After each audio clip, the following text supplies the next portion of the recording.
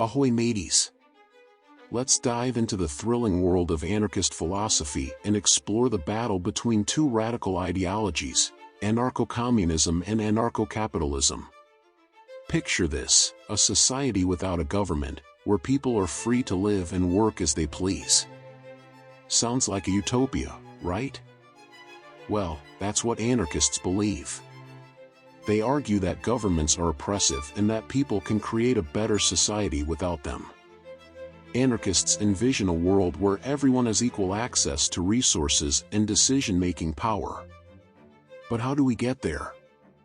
That's where the two main branches of anarchism come into play. Anarcho-communism is all about sharing the wealth. In this system, private property and capitalism would be abolished, and all resources would be collectively owned and managed by the community. The idea is that if we work together, we can create a society where everyone's needs are met, and no one is left behind. Anarcho-communists believe that a stateless society is possible, but only if we eliminate the social and economic hierarchies created by private property and capitalism. On the other end of the spectrum, we have anarcho-capitalism. In this philosophy, the focus is on individual freedom and free markets.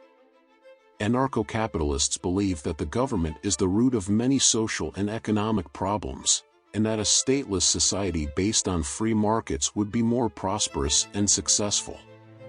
In this system, all goods and services would be exchanged through voluntary transactions in a free market. There would be no government regulation or intervention in the economy, and people would be free to keep the fruits of their labor and make their own decisions about how to allocate resources.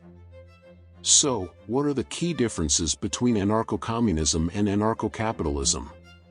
One major difference is their view on private property. Anarcho-communists believe that private property leads to inequality and exploitation, and should be abolished in favor of communal ownership. They argue that when people are allowed to own land and resources, it creates a power dynamic that leads to the oppression of those who don't have access to those resources. Anarcho-capitalists, on the other hand, believe that private property is essential to individual freedom and economic prosperity, and that people should be free to own and control their own property. Another key difference is their view on the role of the state. Anarcho-communists believe that the state is a tool of the ruling class, and should be abolished in favor of a stateless society based on communal ownership and control of resources.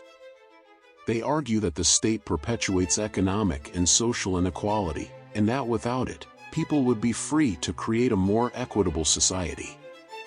Anarcho-capitalists, on the other hand, believe that the state is an unnecessary and harmful intrusion on individual freedom and free markets, and should be abolished in favor of a stateless society based on voluntary transactions and free markets. So, which one is better? Well, that's up for debate. Both anarcho-communism and anarcho-capitalism have their flaws and benefits. Anarcho-communism provides a way to eliminate economic inequality and create a society based on cooperation and solidarity. However, critics argue that it doesn't take into account the role of individual incentives and personal responsibility. Anarcho-capitalism, on the other hand, prioritizes individual freedom and self-determination, but critics argue that it could lead to increased economic inequality and social division. In conclusion, the debate between anarcho-communism and anarcho-capitalism is a fascinating one, and it highlights the importance of individual freedom, economic prosperity, and social equality. While both ideologies share a desire for a stateless society, they offer very different solutions to the problems of government and private property, and have different implications for how we should organize society.